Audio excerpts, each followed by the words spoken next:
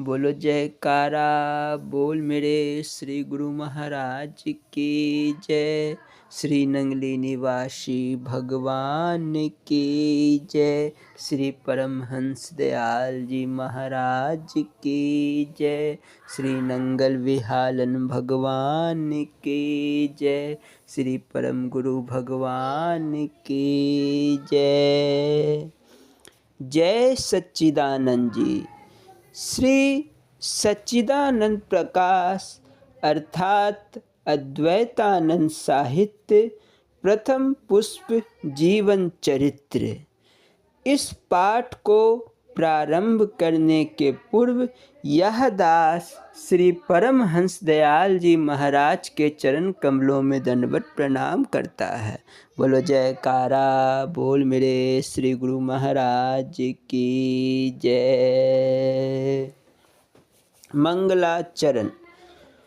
या कुदेन्दु तुषार हार धवला, या शुभ्र वस्त्रावृता, या वीणा वरदंड मंडित करा, या श्वेत पद्मासना, या ब्रह्मा चित शंकरा प्रभृतिभिः देवै सदा वंदिता। सामान्य पातु सरस्वती भगवती निशेष जाड्यापहां, शुक्लां ब्रह्म विचार सार परमामाधवं, जगत व्यापिनीं वीणा पुस्तक धारिणीं, वेदां जाह्नवीं करापहां, हस्ते स्फटिक मालिकां चादधति पद्मासने संस्थितां, वन्दे तां परमेश्वरी भगवतीं बुद्धिं प्रदां शारदां।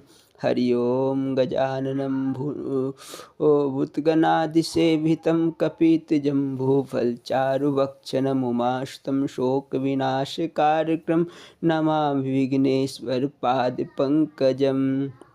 वन्दे देवोमापतिं श्रीगुरुं वन्दे जगत्कारणं, वन्दे पन्नगभूषणं मृगधं, वन्दे पशूनां पतिं, वन्दे सूर्यशशाङ्कवह्निनयनं, वन्दे मुकुन्दप्रियं, वन्दे भक्तजनाश्रयं च वरदं, वन्दे शिवशङ्करं कर्पूरगौरं करुणावतारं, संसारसारं भुजगेन्द्रहारं, सदा वसन्तं हृदयारविन्दे भवं भवानी शयितं नमामि। ओम। नीलाम्बुश्यामल कोमलांग सीता समारोपित वामभागं पाणौ महासायक चारुचूपं, नमामि रामं रघुवंशनाथं वासुदेवसुतं देवं कश्चार्णूरमर्दनं, देवकी परमानन्दं वन्दे कृष्णं जगद्गुरुं। ब्रह्मानन्दं प्रसुखदं केवलं ज्ञानमूर्तिं द्वन्द्वात्मकं तस्मैसादिलक्ष्यम्, एकं नित्यं विमलामचलं सर्वधि साक्षिभूतं, भावातीतं त्रिगुणारहितं सद्गुरुं नमामि। शंकराचार्यं केशवं बादरायणं सूत्रभाष्यो कृतो भगवन्तौ पुनः पुनः, ईश्वरो गुरुरात्मेति मूर्तिभेदविभागिने, व्योमव्याप्तदेहाय दक्षिणाय मूर्तये नमः। गुरु ब्रह्मा गुरु विष्णु गुरुदेवो महेश्वरा, गुरु साक्षात् परब्रह्म तस्मै श्री गुरुवे नमः। बोलो जयकारा बोल मेरे श्री गुरु महाराज की जय। श्री सच्चिदानंद प्रकाश अर्थात श्री अद्वैतानंद साहित्य प्रथम पुष्प जीवन चरित्र। बोलो जयकारा बोल मेरे श्री गुरु महाराज की जय। भजन। आज प्रेम से जय जय बोले श्री सतगुरु भगवान की, परम दयालु परम ज्ञान आनंद रूप भगवान की। हर युग में हरि संत रूप धरि भव का भार मिटाते हैं, सुर साधु का मान बढ़ाकर धर्म ध्वजा फहराते हैं। इस युग में वे परम पुरुष आ कथा सुनाते ज्ञान की। आज प्रेम से जय जय बोलो श्री सतगुरु भगवान की। कितने जन्मों से भटके थे 84 के जाल में, नर्तन देकर परम दयालु छुड़ा रहे भव जाल से। फिर भी उनकी असीम कृपा की गान न की गुणगान की। आज प्रेम से जय जय बोलो श्री सतगुरु भगवान की। जीव चराचर नर तन चाहे भक्ति मुक्ति पाने खातिर, सो तन पाकर परम प्रभु का जो न सीखे सेवा खातिर। महामूढ़ विषयों में फंस कर याद न की भगवान की। आज प्रेम से जय जय बोलो श्री सतगुरु महाराज की। भव सागर में डूबने वाले सतगुरु की सरनी आओ। दरस परस सत्संग श्रवण कर जीवन सफल बना हो। तुलसी श्रद्धा प्रेम भक्ति से भजन करो भगवान की। आज प्रेम से जय जय बोले श्री सतगुरु भगवान की। परम दयालु परम ज्ञान आनंद रूप भगवान की। बोलो जयकारा बोल मेरे श्री गुरु महाराज की जय। अलवर में किशन कुंड वाले दुधाधारी महात्मा। बोलो जयकारा बोल मेरे श्री गुरु महाराज की जय। एक रोज इरशाद हुआ कि अलवर में किशन कुंड पर दुधाधारी बाबा रहते थे। उन्होंने भगवान दास नामी ब्राह्मण को अपना चेला बनाया। उसने कुछ रोज गुरु जी की ऐसी सेवा टहल की कि वह बहुत प्रसन्न हो गए और अपने संयम त्याग का सब हाल उसको बता दिया। जब चेला जी ने सब पता मालूम कर लिया तो जन्माष्टमी की रात को तमाम धन व नकद माल असबाब गुरु महाराज का लेकर चंपत हो गया और कुछ रोज बाद उस रुपया से खूब शादी विवाह करके रहने लगा। बोलो जयकारा बोल मेरे श्री गुरु महाराज की जय। अलवर में लाल डग्गी वाले फकीर। एक रोज इरशाद हुआ कि लाल डिग्गी पर अलवर में एक बाबा जी आकर उतरे। उन्होंने सती सेवक से लेकर और भीख वगैरह मांग कर 5 सेर सोना और 7 सेर चांदी जमा की थी। उसको अपनी धूनी के नीचे रखते थे। कुछ कुआं वगैरह बनवाने का ख्याल था। किसी आदमी को उसका पता लग गया और एक रात को तमाम सोना और चांदी उड़ा ले गया। तेली जोरे धार धार और खुदा ले जाए एक बार। फकीर साहब हाथ मलकर रह गए। बोलो जयकारा बोल मेरे श्री गुरु महाराज की जय। अलवर में परोपकार आदमी। एक रोज इरशाद हुआ कि महाराजा मंगल सिंह जी बालिए रियासत अलवर बड़े सत्य प्रिय मशहूर थे। उन्होंने कुछ जिद या हट की भी आदत थी, जिस पर अड़ गए तो अड़ गए। अक्सर लोग उनकी इस बात के साक्षी हैं, लेकिन वह हमेशा उस पर जिद करते थे जो उनके दिमाग में सच्ची होकर बैठ जाती थी।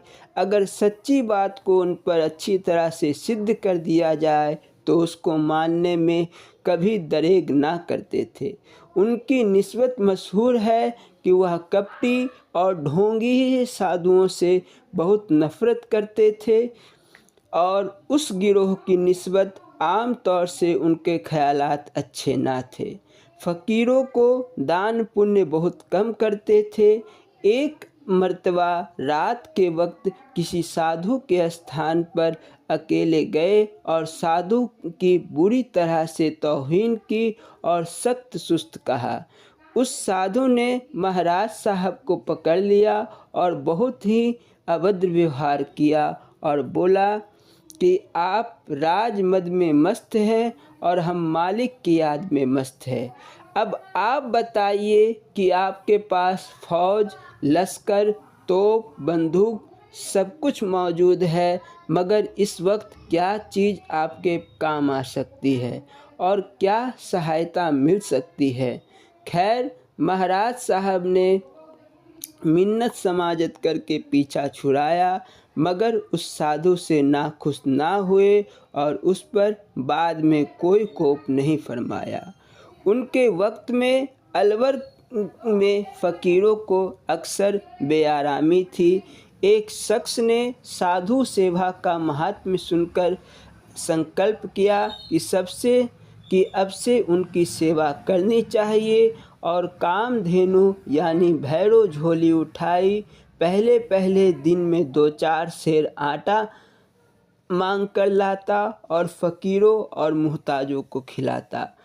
बढ़ते बढ़ते यहाँ तक हुआ कि मन सवा मन आटा तक रोज़मर्रा आने लगा। साधुओं का भी हुजूम होने लगा तो शहर से बाहर झोपड़ी डालकर साधुओं के रहने का स्थान बना दिया। महाराजा मंगल सिंह एक रोज़ शहर बाजार को निकले तो लोगों से दरियाफ्त किया, आजकल कोई फ़कीर शहर में नज़र नहीं आता, क्या कारण है। लोगों ने फरमाया, महाराज साहब, रात से तो किसी को कुछ बंधान नहीं मिलता, मगर एक शख्स भैरो झोली मांग कर आटा लाता है, उससे फ़कीरों को खिलाता है, इसीलिए उसके पास फ़कीर ठहरते हैं। महाराजा ने पूछा कि यह जो मंदिरों का इस कदर रुपया रात से मिलता है, यह क्या करते हैं, और हुक्म दिया कि अच्छा, कल हम खुफिया तौर पर उनकी जांच करेंगे। दूसरे रोज़ आरती के वक्त कई मंदिरों में गए। भोग लगाने के पश्चात नौकर चाकरों को प्रसाद बट गया, ना किसी फ़कीर को मिला, ना कोई मुहताज आया। बाद में उस कामधेनु भाले के मुकाम पर गए तो देखा कि बहुत से मुहताजों और फ़कीरों को खाना मिल रहा है। वहाँ से वापस आकर कई मंदिरों के बंधान से रकम काट काट कर अव्वल 5 रुपया रोज़ाना उस भैरो झोली वाले को दिया और फरमाया कि अगर तुमने अच्छी तरह से काम चलाया तो बहुत कुछ वृद्धि इसमें किया जाएगा। जो शख्स परोपकार के वास्ते कमर बांध कर तैयार हो जाते हैं, उनकी प्रकृति मदद करती है और रुपया दौड़ दौड़ कर उनके पास आता है। दाता के घर लक्ष्मी हरदम रहे हुजूर, जैसे गारा राज को भर भर देत मजूर। बोल मेरे श्री गुरु महाराज की जय।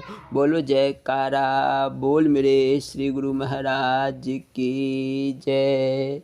श्री स्वरूप लीला संस्मरण एवं श्री स्वरूप दर्शन पाठ सत्संग उपदेश अमृत प्रवचन। बोलो जयकारा, बोल मेरे श्री गुरु महाराज की जय। इस पाठ को प्रारंभ करने के पूर्व यह दास श्री नंगली निवासी भगवान के चरण कमलों में दंडवत प्रणाम करता है। बोलो जयकारा, बोल मेरे श्री गुरु महाराज की जय। बोलो जयकारा, बोल मेरे श्री गुरु महाराज की जय। भजन। मेरी भी टेर सुन ले, टेरी में आने वाले, दुनिया मेरी है उजरी, नंगली बसाने वाले। मेरी भी टेर सुन ले, टेरी में आने वाले। सुनते हैं तूने आकर दुखियों के दुख निवारे, मैं भी तो था उन्हीं में, मुझको भुलाने वाले। मेरी भी टेर सुन ले, टेरी में आने वाले। दिल में समझ के अपने मुझको किए है पापी, नजरों में भी ना लाकर ओ छोड़ जाने वाले। मेरी भी टेर सुन ले, टेरी में आने वाले। पापी तो हूँ मैं लेकिन बख्शीश तेरी चाहता हूँ, बख्शे सभी गए हैं पापी कहाने वाले। मेरी भी टेर सुन ले, टेरी में आने वाले। अब बख्शो पाप मेरे, है दास शरण तेरी, शरणागतों के पापों को भूल जाने वाले। मेरी भी टेर सुन ले, टेरी में आने वाले। बोलो जयकारा बोल मेरे श्री गुरु महाराज की जय। श्री स्वरूप लीला संस्मरण चकौरी से लखनऊ। महाप्रभु के प्रत्येक कार्यकलाप में मानव मात्र का हित छिपा होता है। सन 1925 की लीला है। एक बार सर्वजन हितैषी प्रभु चकौरी से रेलगाड़ी पर सवार होकर लखनऊ जा रहे थे। रास्ते में लक्सर स्टेशन पर एक वृद्ध माता भी उसी डिब्बे में आकर बैठ गई। महाप्रभु ने उसके चेहरे के हाव भाव को बड़े ध्यानपूर्वक देखा। मुरादाबाद स्टेशन पर महाप्रभु ने एक व्यक्ति को बर्तनों से भरपूर ठेला प्लेटफॉर्म से ले जाते हुए देखा और आवाज़ देकर उससे पूछा, भैया इन सारे बर्तनों की क्या कीमत है? वह बोला, बाबा जी 250 रुपये। महाप्रभु बोले, अजुनियानंद मेरी चादर निकालो, सारे बर्तन इसमें डाल दो और इसे इनकी कीमत दे दो। इतने में एक दूसरा ठेला भी बर्तनों से भरा हुआ वहां लाकर दूसरे व्यापारी ने खड़ा कर दिया। महाप्रभु उससे भी बोले कि तूने इन सारे बर्तनों की क्या कीमत लेनी है? वह बोला 200 रुपये। गरीब निवाज श्री गुरु महाराज जी बोले, इन्हें भी खरीद लो। श्री आज्ञानुसार वे बर्तन भी ले लिए गए। तब महाप्रभु उस वृद्धा से बोले, माता इनमें से जो बर्तन आपकी ज़रूरत की है वे ले लो।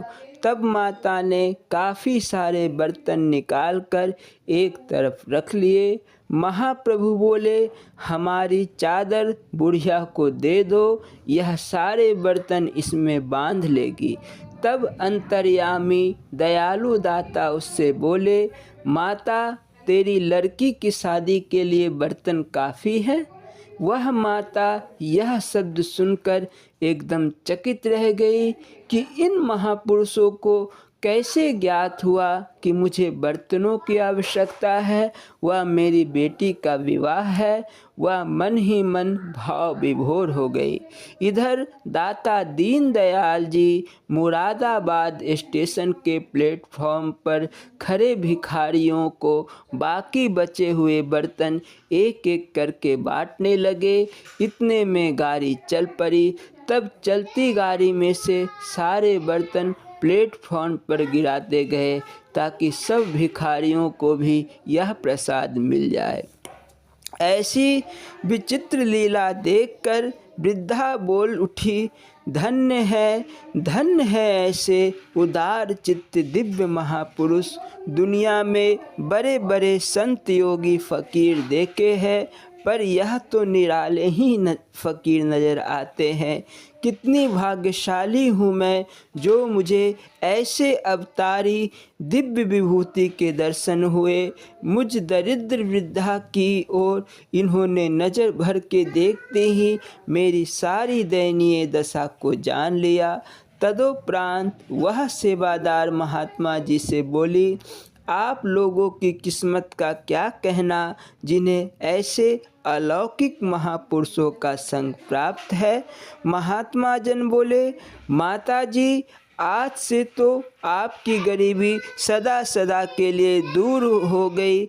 जिन महाप्रभु के कन मात्र प्रसाद के लिए देवी देवता भी तरसते हैं, उन दया निधान श्री गुरु महाराज जी ने अपनी पावन पवित्र चादर की छत्र छाया देकर ना जाने आपको जन्म जन्मांतर के लिए बादशाह बना दिया। बोलो जयकारा बोल मेरे श्री गुरु महाराज की जय। श्री स्वरूप दर्शन पाठ, सत्संग उपदेश, नश्वर शरीर। बोलो जयकारा बोल मेरे श्री गुरु महाराज की जय। इस पाठ को प्रारंभ करने के पूर्व यह दास श्री नंगली निवासी भगवान के चरण कमलों में दंडवत प्रणाम करता है। बोलो जयकारा बोल मेरे श्री गुरु महाराज की जय। नश्वर संसार। जिला झंग के भक्त घनश्याम दास जी ने एक बार श्री गुरुदेव के चरण कमलों में विनती की, दयालु प्रभु जी, जब उस परमात्मा ने संसार की रचना की और हमें भी संसार के कार्य व्यवहार को करने के लिए जन्म दिया, तो संसार के आनंद को भोगने से हमें क्यों रोका जाता है। पिता के संपत्ति पर पुत्र का अधिकार होता है, फिर हमको विरक्त रहने का उपदेश क्यों सुनाया जाता है। मेरी तुच्छ बुद्धि में तो यह बात आती है कि जो लोग संसार से घृणा करते हैं, गलती करते हैं। मेरे इस संशय का समाधान कीजिए। दाता दीन दयाल जी उस प्रेमी के भाव को जानकर बहुत हंसे, फिर बोले, पिता की संपत्ति पर पुत्र का अधिकार तो अवश्य है, परंतु कुछ सिद्धांत और नियम ऐसे हैं जिनका संबंध केवल पिता से होता है। जैसे पिता अपनी पत्नी को पत्नी कहता है, परंतु पुत्र उसे माता ही कहे तो अच्छा है। पिता अपनी लड़की को लड़की ही कहेगा, परंतु पुत्र उसे बहन ही कहे तो अच्छा है। आपका संशय अनुचित है। आप विष और अमृत को समान रूप से प्रयोग करना चाहते हो, परंतु वह दोनों पृथक पृथक कार्य करेंगे। महापुरुषों का ऐसा विचार नहीं कि संसार से विरक्त होकर ही कल्याण होता है।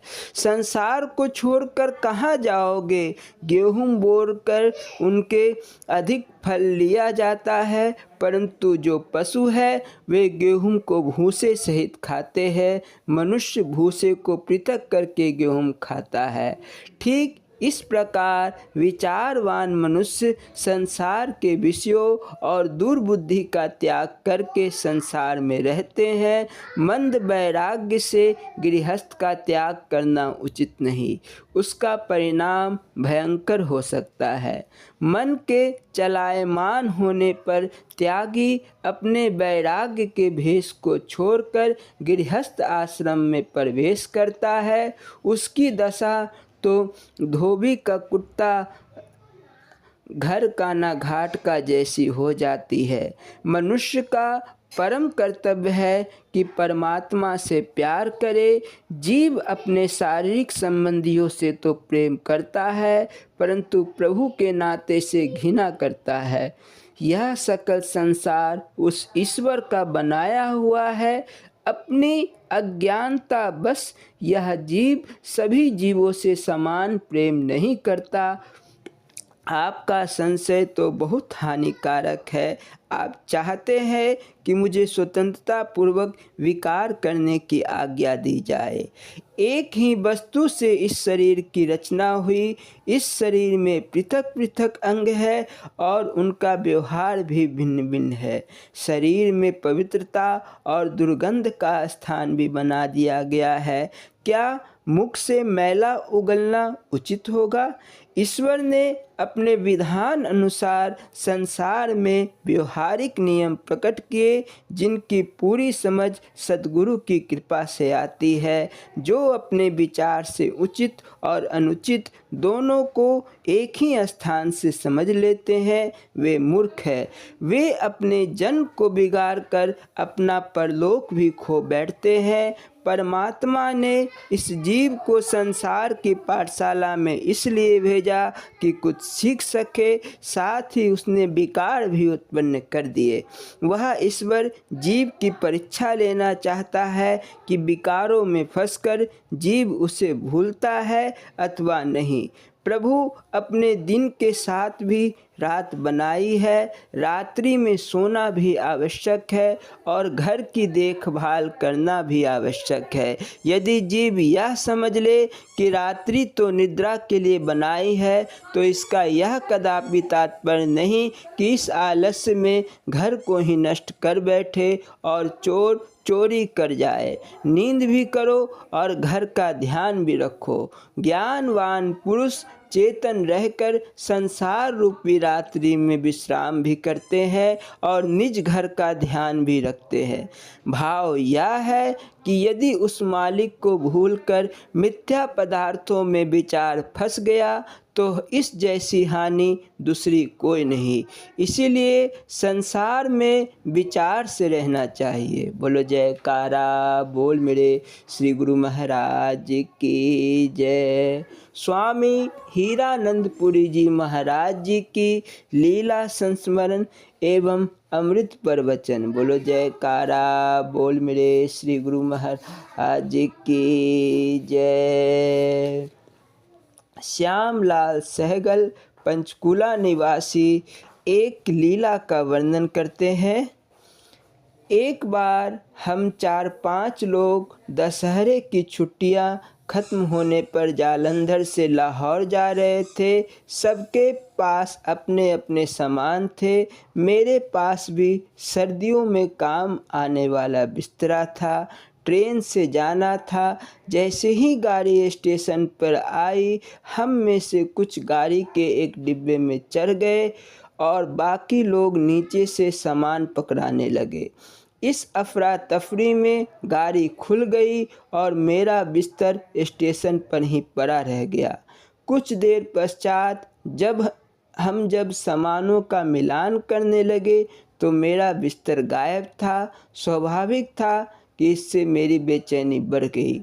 मेरा एक मित्र जालंधर RMS में काम करता था। मैंने लाहौर पहुंचते ही सामान खो जाने के विषय में उसे चिट्ठी लिखी।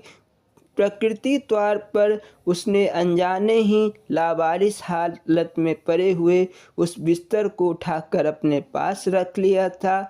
इस तरह बिस्तर तो मुझे मिल गया, किंतु कुछ दिनों के पश्चात जब मैं महाराज जी से मिला तो उन्होंने मुझसे फरमाया, तुम अपना सामान भी नहीं संभाल सकते, ऐसी गफलत ठीक नहीं होती। मैंने इस बारे में महाराज जी से कुछ भी नहीं बताया था। पता नहीं कैसे इनको इसकी जानकारी थी, तभी तो उन्होंने ऐसा प्रश्न कर दिया था। फिर मैंने सोचा मेरे सामान की रक्षा उन्होंने ही की है, अन्यथा वह मुझे मिलने वाला नहीं था। बोलो जयकारा बोल मेरे श्री गुरु महाराज की जय। भजन। बोलो जयकारा बोल मेरे श्री गुरु महाराज की जय। भज लो गोविंद मोहन मुरारे हरे, फिर समय ना मिले वक्त टल जाएगा, है न बिगड़ा अभी कुछ जरा चेत लो, वरना पिंजरे से पंछी निकल जाएगा। भज लो गोविंद मोहन मुरारे हरे, क्या रहे सोच होगा कुटुंब ये मेरा, कोई होता नहीं है किसी का यहाँ, साथी मतलब का सारा जगत जान लो, आखिरी वक्त होगा तो खल जाएगा। भज लो गोविंद मोहन मुरारे हरे, फिर समय ना मिले वक्त टल जाएगा, नारी सुत बंधु है देखने के लिए, अंत में कोई होता सहारा नहीं है, कुटुंबो कबीला सभी स्वार्थी, साथ देगा न हर एक फिसल जाएगा। भज लो गोविंद मोहन मुरारे हरे, है बना पंच तत्वों का तन ये तेरा, व्यर्थ ही काहे इस पे तो इतरा रहा, नाचता काल हरदम तेरे शीस, ग्रास तुझको बना कर निगल जाएगा। भज लो गोविंद मोहन मुरारे हरे, फिर समय ना मिले वक्त टल जाएगा, कर लो कुछ शुभ कर्म फिर के आना नहीं, ना तो लाए हो कुछ ना तो ले जाओगे, सिवा कफनी के कौड़ी न संग आएगी, बिन भजन के ये जीवन विफल जाएगा।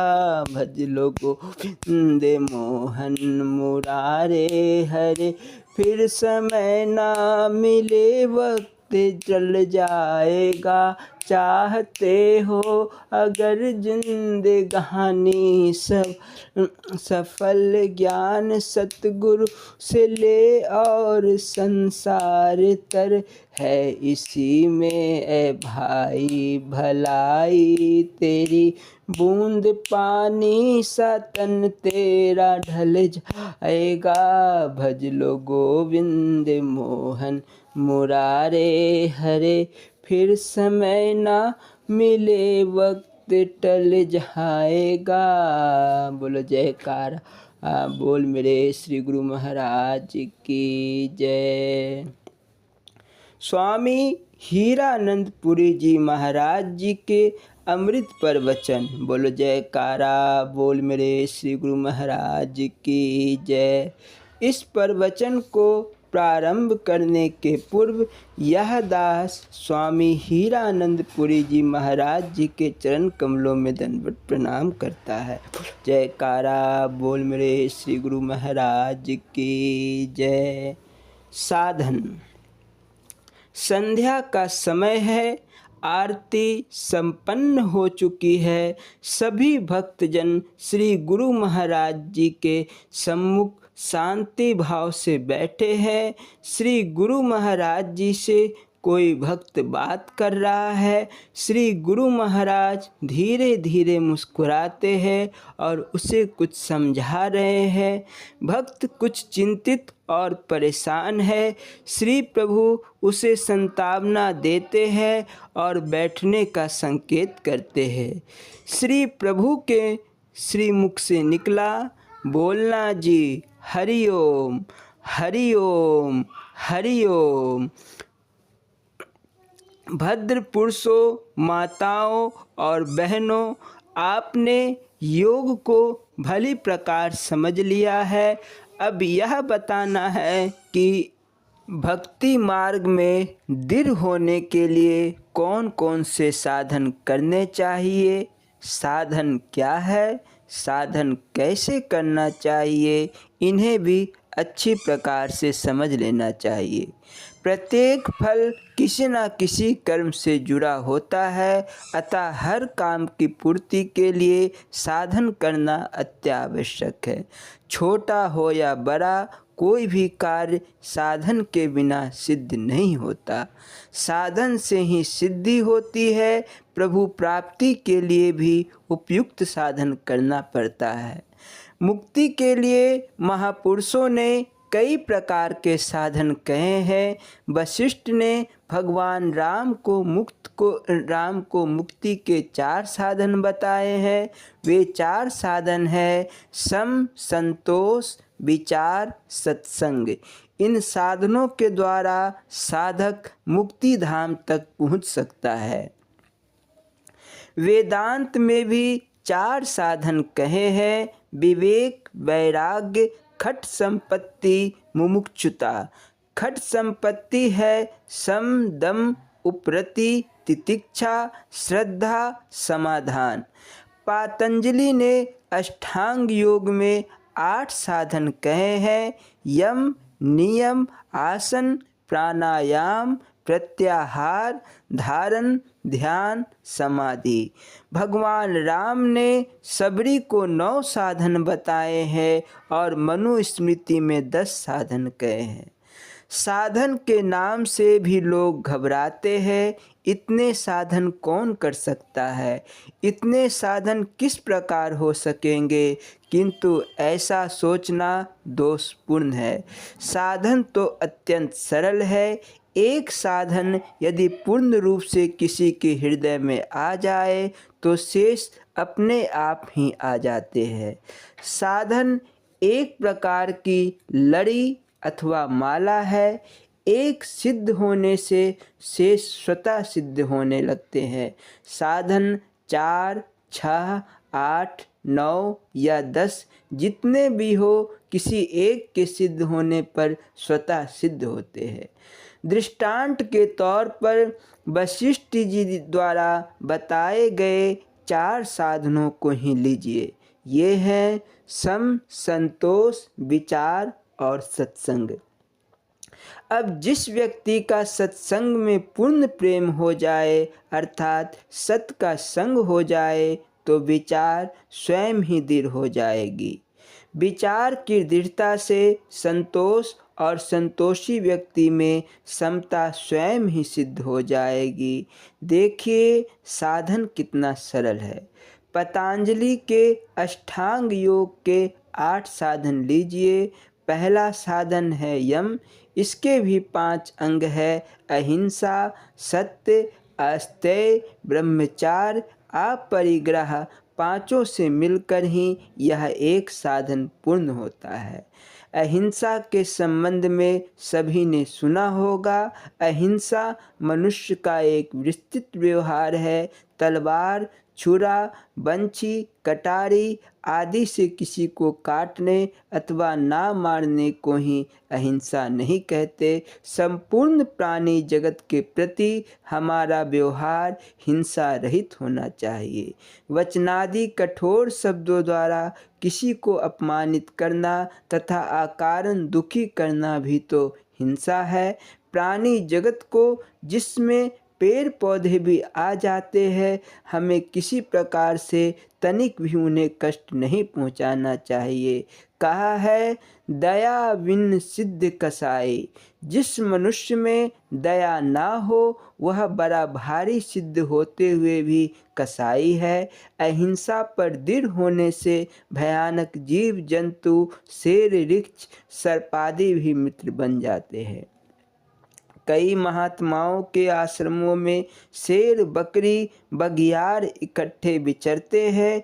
एक स्थान पर पानी पीते हैं, कुटियाओं के आगे पीछे घूमते फिरते हैं। उसका कारण उन महात्माओं की दया है।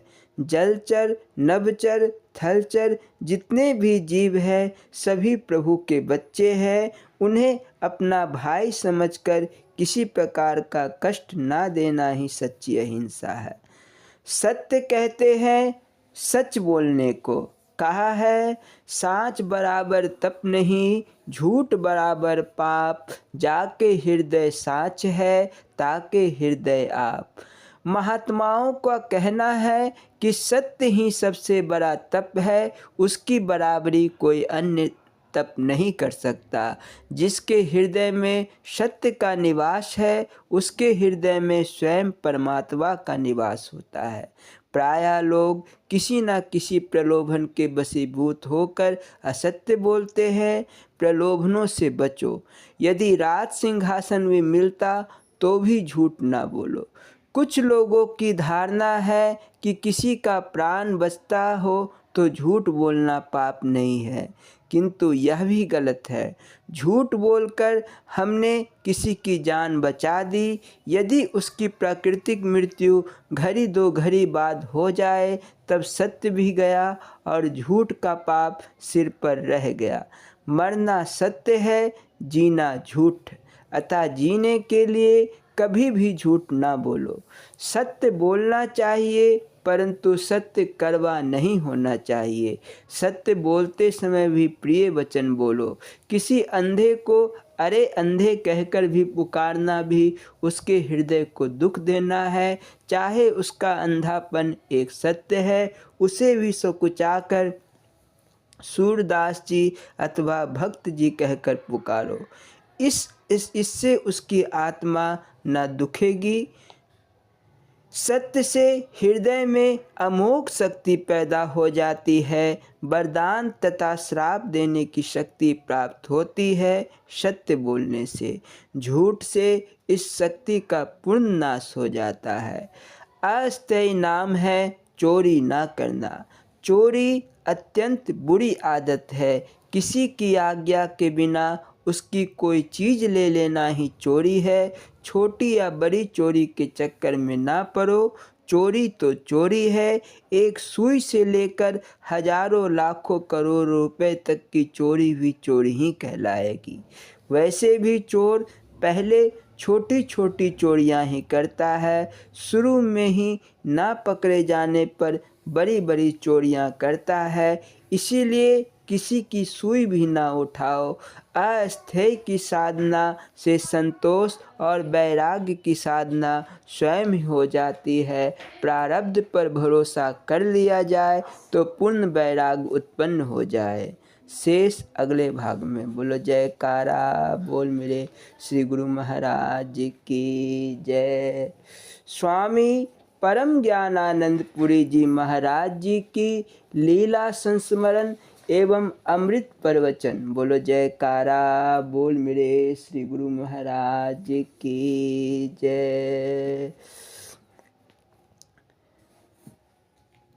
इस पाठ को प्रारंभ करने के पूर्व यह दास स्वामी परम ज्ञानानंद पुरी जी महाराज जी के चरण कमलों में दंडवत प्रणाम करता है। बोलो जयकारा बोल मेरे श्री गुरु महाराज की जय। भजन। बोल जयकारा बोल मेरे श्री गुरु महाराज की जय। सतगुरु मैं उम्र गुजारा तेरिया चरना विच। सतगुरु मैं उम्र गुजारा तेरिया चरना विच। मैनू मिलिया रोज बहारा तेरिया चरना विच। मैनू मिलिया रोज बहारा तेरिया चरना विच।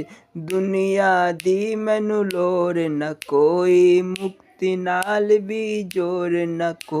मैं तेरा शुक्र गुजारा तेरिया चरना विच। सतगुरु उम्र गुजारा तेरिया चरना विच। और कोई मैनू गल ना चंगी, तेरे बिना सतगुरु कोई न संगी। मैं तैयो कर गुजारा तेरिया चरना विच। सतगुरु मैं उम्र गुजारा तेरिया चरना विच। बोलो जयकारा बोल मेरे श्री गुरु महाराज की जय।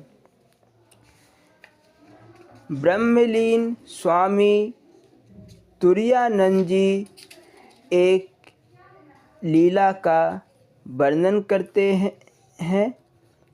ढेले कभी फूल के हार बन जाएंगे।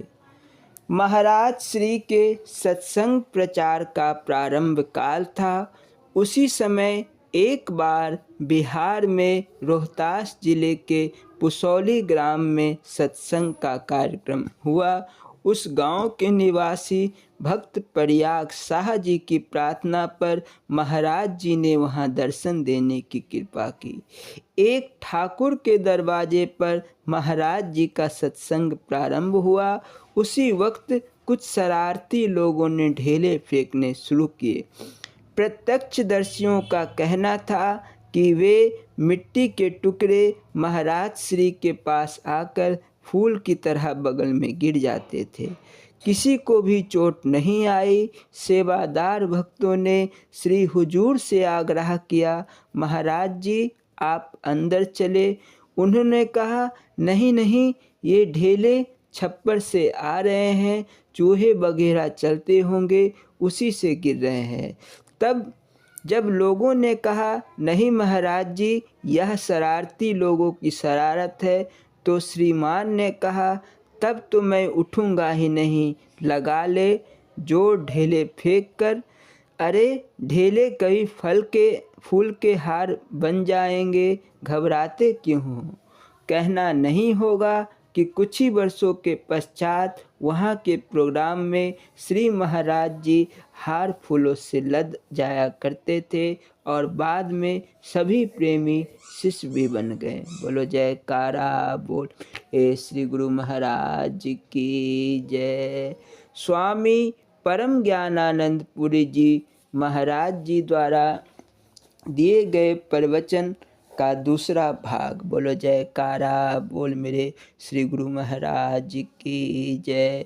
यह प्रवचन पुनाईचक पटना बिहार में दिनांक 4 मई 1975 को दिया गया था। इसका दूसरा भाग आपके समक्ष प्रस्तुत है। बोलो जयकारा बोल मेरे श्री गुरु महाराज की जय। सब के सब पंडित राज छोड़कर भाग चले। रास्ते में उन्हें एक बाबा मिला। उन्हें देखकर वह बोला, भाई तुम्हारा यह जुलूस कहाँ जा रहा है? कहने लगे, चलो तुम भी लौट चलो, यहाँ इस राज्य में अब बाबापन नहीं चलेगा। राजा का दिमाग खराब है, कहता है भगवान को दिखा दे, अन्यथा सबको कत्ल कर दूंगा। बाबा ने कहा, यह कौन सी बड़ी बात है, चलो अभी हम उसे भगवान को दिखा देते हैं। बाबा के आश्वस्त करने पर पुनः सब लोग उन्हीं के साथ राज दरबार में आए। उस महात्मा ने कहा, राजन मैं तुम्हें अभी भगवान को दिखा देता हूँ, किंतु उसे देखने के लिए जौहरी की आँख चाहिए। अगर तुम जौहरी की आँख लाओ तो अभी तुरंत भगवान दिख जाएंगे। राजा बोला, यह कौन सी बड़ी बात है, हमारे राज्य में जौहरियों की क्या कमी, उनमें से किसी एक की आँख ले लेना कोई मुश्किल कार्य नहीं। इसके पश्चात राज्य के तमाम जौहरियों को दरबार में बुलाया गया। राजा ने कहा, तुम में से कोई केवल 10 मिनट के लिए मुझे अपनी आंखें दे दो। सभी जौहरी एक दूसरे का मुंह ताकने लगे। कैसा पागल राजा है, आंखें भी चली जाएगी और इसे कुछ फायदा भी नहीं होगा। आखिर उनमें से एक बूढ़ा जौहरी साहस करके बोला, राजन आपको मेरी आँख मिल जाएगी, मगर इसके बदले 6 महीने तक आपको मेरा हुक्का भरना होगा, सेवा करनी होगी। जौहरी की बात सुनकर राजा आग बबूला हो गया। कड़क कर बोला, बदतमीज, तुम्हारी इतनी हिम्मत कि मेरे साथ इस बेअदबी से बोलो, अभी तुम्हें फांसी पर लटका देता हूँ। महात्मा जी ने बीच बचाव करते हुए आगे बढ़कर कहा, राजन गुस्सा ठंडा करो और जरा मेरी बात सुनो। इस वक्त तुम राजा को हैसियत से नहीं बल्कि याचक रूप में जौहरी की आँख मांग रहे हो। इसलिए जौहरी जैसा करता है वैसा तुम्हें करना होगा। जौहरी की आँख की कीमत तो तुम्हें अदा करनी ही होगी। जबरदस्ती रोब दाब से कुछ न बनेगा। राजा ने कहा, इस बाबा ने मुझे गजब के चक्कर में डाल दिया। अच्छा भाई वजीरों, संभालो यह राजपाट, मैं चला इस जौहरी की सेवकाई करने। 6 माह तो किसी तरह गुजारने ही है, मगर 6 माह के बाद इस जौहरी के खानदान को मिटा कर रख दूंगा। जौहरी राजा को अपनी दुकान पर ले गया। उन्हें बैठाकर अलमारी से अपना बक्सा निकाला। उसमें तरह तरह के लाल जवाहरात, मोती, पन्ना, पोखराज आदि पड़े हुए थे। जौहरी राजा को प्रत्येक रत्न को पहचान कराने लगा। राजा रोज ही उसे नए नए रत्नों की पहचान होती गई। जौहरी बीच बीच में कोई दूसरा पत्थर राजा को पकड़ा देता और उससे पहचानने को कहता। नहीं पहचानने पर तरह तरह से उसके लक्षण बताता। इस प्रकार 6 महीने में राजा को रत्नों का पूरा पूरा ज्ञान हो गया। अब यदि उसके सामने कोई नकली पत्थर दिखता तो वह झट समझ जाता। 6 महीने बीतने पर जाने पर जौहरी ने कहा, राजन, उस दिन आप मेरी आँख मांग रहे थे।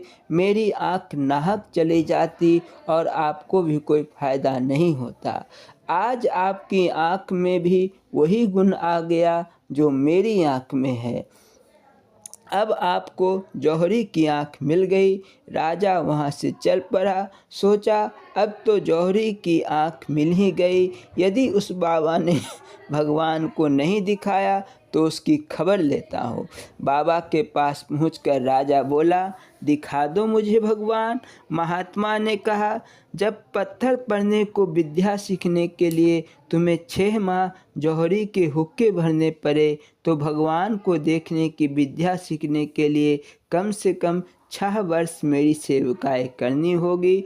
तब कहीं तुम्हें बात समझ में आएगी। मेरे कहने का मतलब यही है कि सत्य को समझने के लिए तुम्हें अपनी बुद्धि को शुद्ध सात्विक बनाना ही होगा।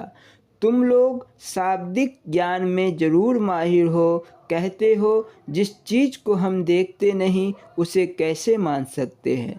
भगवान को देखा नहीं इसलिए वह भी नहीं है। मैं पूछता हूँ, तुम अपने बाप को देखा है? सभी माँ के कहने पर विश्वास करते हैं। किसी ने नहीं देखा अपने बाप को। मकान बनाने वाले मिस्त्री को ना देखने का मतलब यह तो नहीं कि मकान को बनाने वाला ही कोई नहीं है। मकान ही इसका सबूत है कि इसका मिस्त्री जरूर होगा। इसी प्रकार शास्त्र रूपी माँ कहती है कि ईश्वर है। अब हमें इसका कहना मान लेना है। जब मान गए तो शास्त्र की ओर से जो दूसरी आज्ञाएं मिली हुई है उन्हीं के मुताबिक चलना भी है। शास्त्र विहित कर्मों को निष्काम भाव से करना है। हमसे गलती यह होती है कि हम कर्म सकाम भाव से करते हैं। एक अंधी बुढ़िया थी। जब वह आटा पीसती थी तो एक कुतिया वहीं बैठी बैठी आटा चाटती जाती थी। इसी प्रकार हम भी अपना कर्म तो करते हैं मगर काम, क्रोध, लोभ, मोह और अहंकार रूपी कुतिया उसे चाट जाती है। सकाम पूजा अच्छी नहीं कही जाती। भगवान के मंदिर में जाकर हम प्रार्थना करते हैं। एक बार नाती का मुंह देख लेते तो उसके बाल चढ़ाने फिर यहाँ आते। देखो ठगी की हद। कथा हम जरूर सुनेंगे मगर लड़का होगा तब। कथा अगर पहले सुन ली और लड़का नहीं हुआ तो गाली बकने लगे और कथा को बेकार बताने लगे। यह क्या हमारा भगवान के साथ बिजनेस नहीं है? यही है रजोगुनी और तमोगुनी की बुद्धि का लक्षण। तुम्हें ऐसा नहीं बनना है। अंतःकरण जब तक शुद्ध नहीं होगा तब तक परम तत्व समझ में नहीं आ सकता।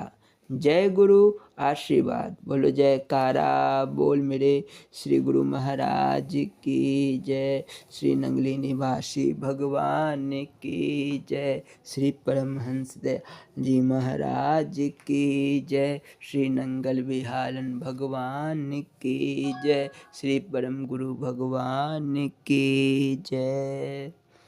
जय सच्चिदानंद जी।